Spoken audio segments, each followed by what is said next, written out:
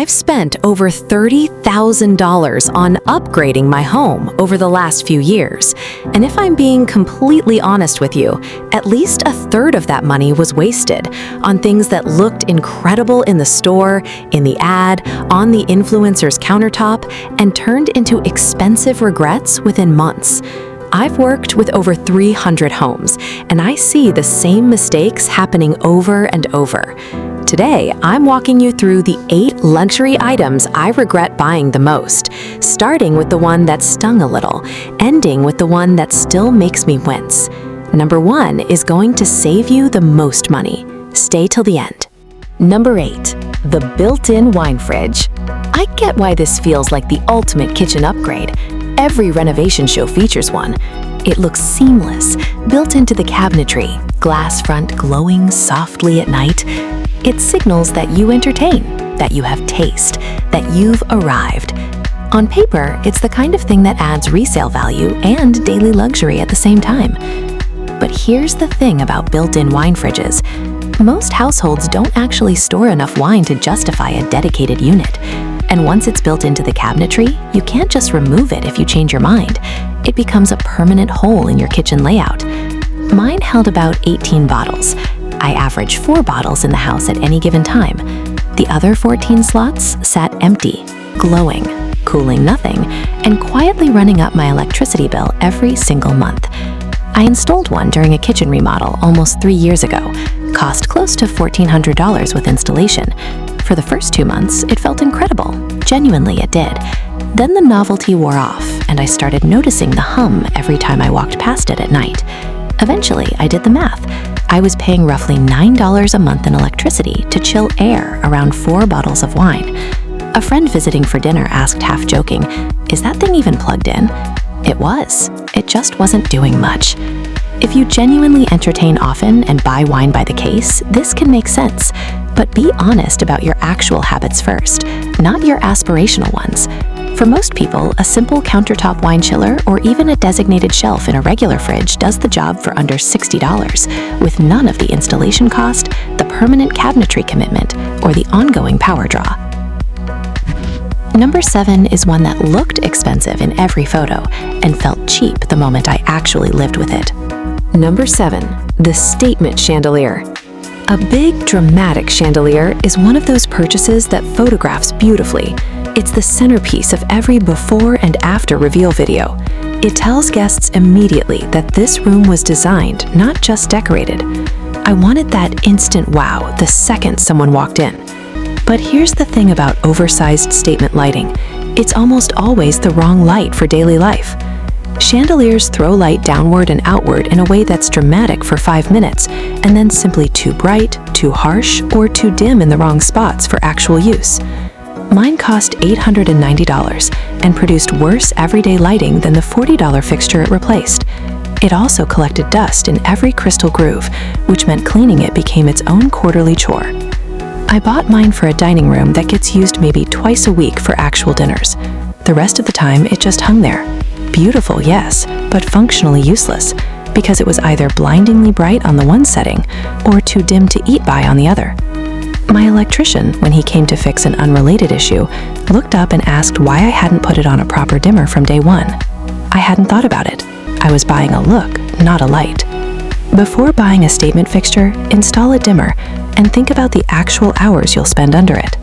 A well-chosen pendant light with adjustable brightness in the $80 to $150 range will do more for your daily experience of a room than a $900 chandelier that only earns its keep during photos.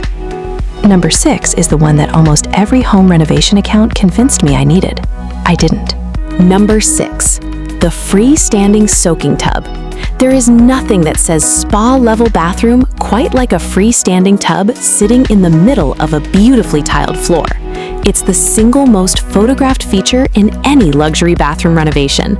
I wanted that image of my own bathroom to look exactly like the ones I'd been saving for years. But here's the thing about freestanding tubs. They take up significant floor space, they're genuinely difficult to clean around and underneath, and this is the part nobody mentions. Most people use their bathtub far less than they think they will once the excitement fades. Mine cost just under $2,200 installed. I've used it 11 times in 2 years. I counted.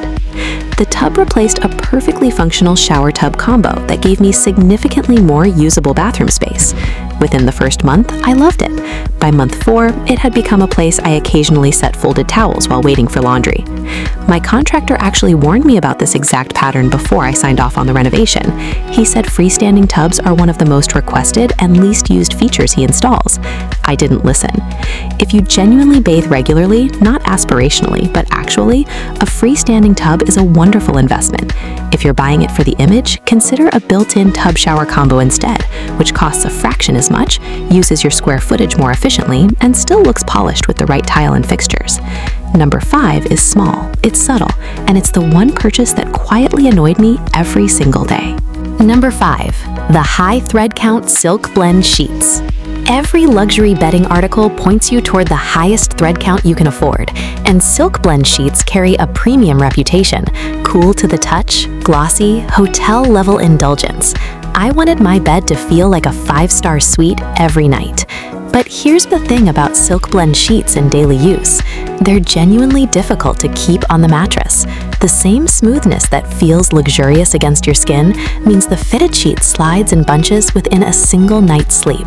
They also require delicate washing, which meant an extra load separated from the rest of my laundry, and they showed wear faster than a good cotton or linen set, despite costing nearly 3 times as much. Mine ran $210 for a queen set. For the first week, they felt incredible.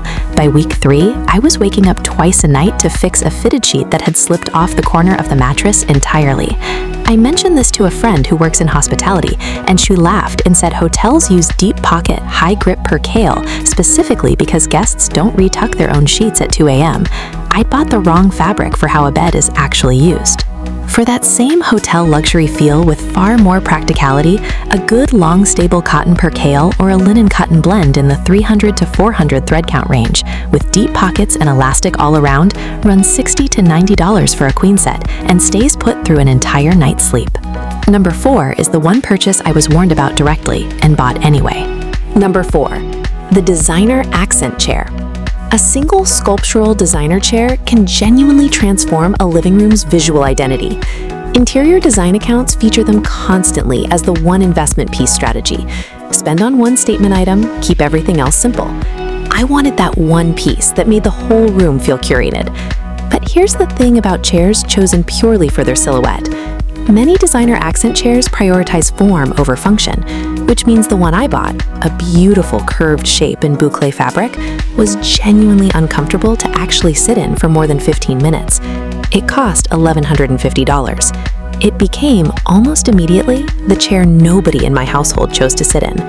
I placed it in the corner of my living room, exactly where the showroom photo suggested.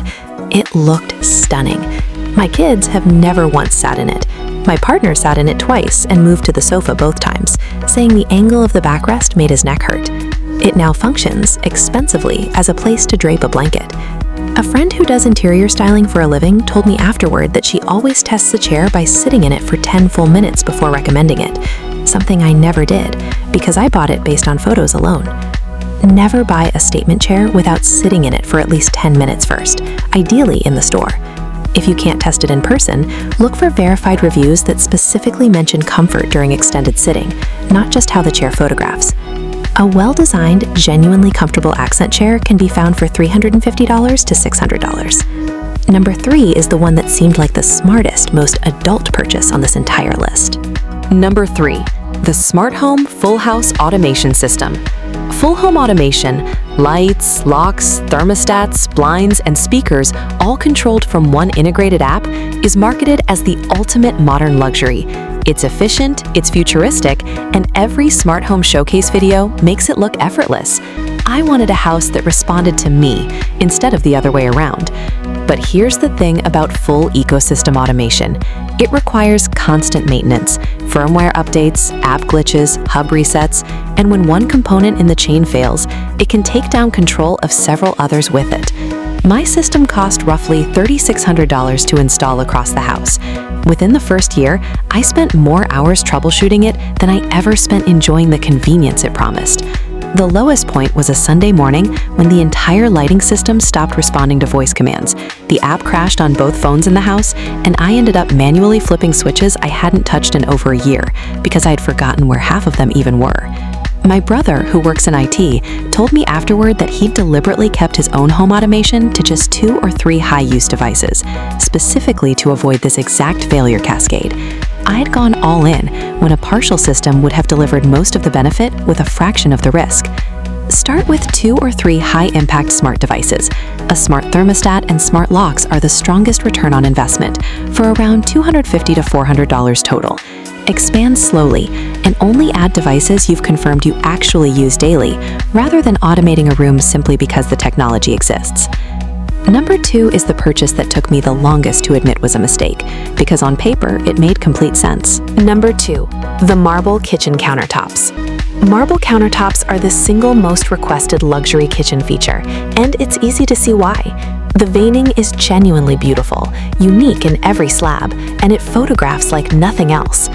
I wanted my kitchen to look like the ones in the design magazines I'd been collecting for years. But here's the thing about marble in a working kitchen.